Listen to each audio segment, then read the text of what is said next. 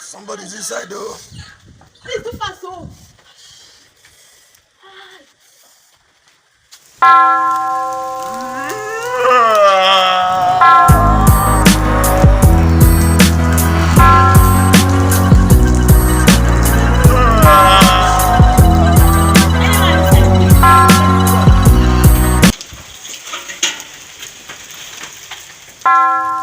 Jesus is Lord.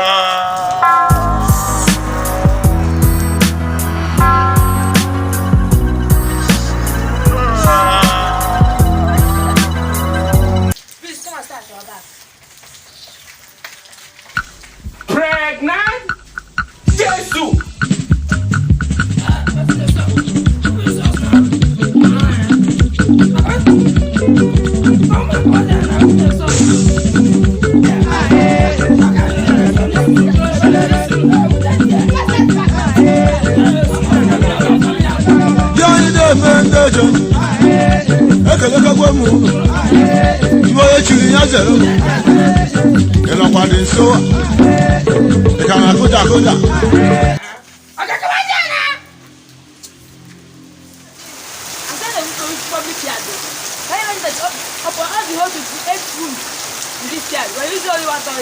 My sister, can you imagine?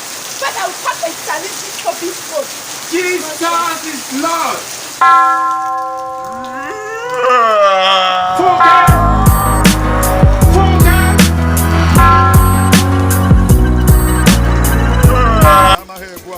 Nwoke Ihiala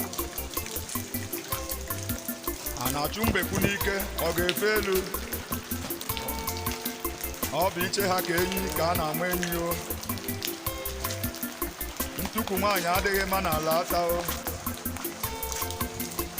onye ama ibi rigorelu nkwụ obele adị nọ. This one you people stand like I hope nobody is inside here.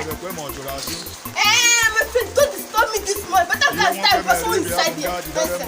Hey! Kita se kabia biba to na kam.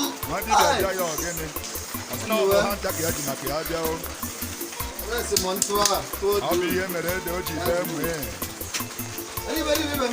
Onye isi ka a gwara na ọgọ ya abịago otego ya pụrụ ya onye na-eji onye ọrịa ọcha akwụ ya isi abụọ mgbada mgbe egburu ya onu agaghị eruo ya ụsaka ụsa rie ohu magara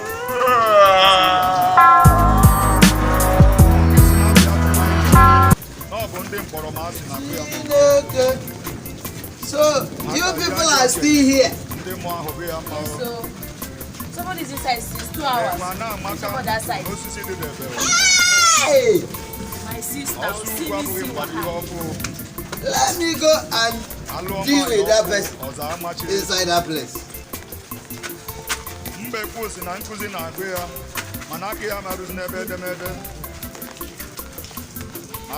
See now this our useless landlady that used to chop kuri granite to use permit the Jesus is Lord. Yes, is 3 hours.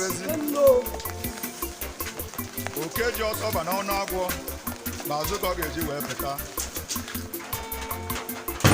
Jesus is Lord. Hey. But nobody is here now. Come